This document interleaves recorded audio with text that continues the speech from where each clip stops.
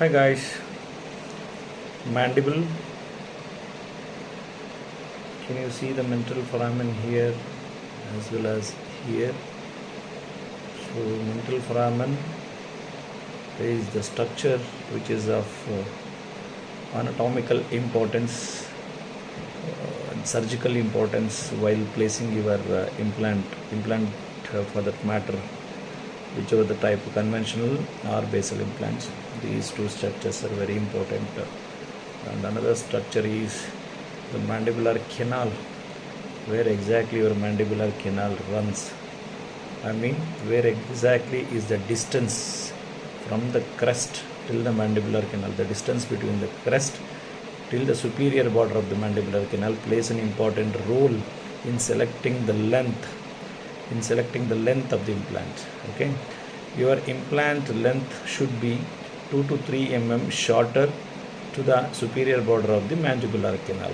That is, from the crest, your implant should end 2 to 3 mm short of the superior border of the mandibular canal. Usually the mandibular canal runs in the middle of the mandible, more towards the buccal side. You can get the clear picture of the mandibular canal through your OPG as well as your CBCT. You can accurately measure the length from the crest till the superior border of the mandibular canal. Depending upon that length, you can select the implant. You can select the implant length which is needed for that particular place. So, while placing the implant in the premolar as well as molar area, you have to be careful. In the premolar area, usually the mental foramen lies between the first premolar and the second premolar. That is near the between the tips of the first and second premolar, more towards the mesial root of the second premolar. When it comes to the molar area, that is where exactly the mandibular canal runs, that is very important while placing the implant.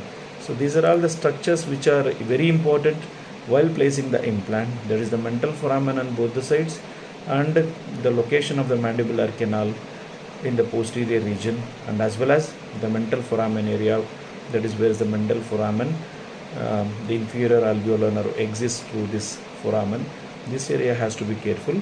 You are not supposed to injure or rupture this inferior alveolar nerve. If you are going to injure this inferior alveolar nerve, the patient will have paresthesia, numbness, tingling sensation, all those things for a longer time. So you have to be careful. This paresthesia, numbness will remain. I mean, it will last for sometimes 2 months to years. Okay, so you have to be careful. You are not so supposed to injure the inferior alveolar nerve in the mandible. Okay, while placing the implant in the premolar as well as molar area, you have to be careful. Other than that, in the anterior mandible from canine to canine, and not many structures of anatomical importance, you can place the implant depending upon the length you have selected through your selection, whatever the distance, whatever the length you have measured in your OPG or CBCT.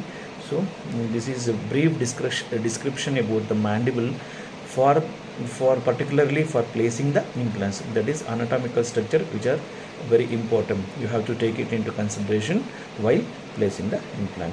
Usually in the mandible, in the full mouth rehabilitation case, we place the 6 to 8 implants. In the anterior, in the premolar or canine region 2, and on the same way on the bilaterally we place 4 in the between the incisor and lateral or otherwise canine area. So in the posterior molar area, 2 plus 2 on both the sides. So totally we place usually 8 implants. So that is minimum 8. You can place more than that also. So see to it that all the implants are stable and there's good anchorage as well as the torque. So if your implants are stable, your processes will be good. So in the next video, I'll explain about the maxilla, the anatomical structures which are very important while placing the implants in the maxilla. We'll discuss about that. Thank you.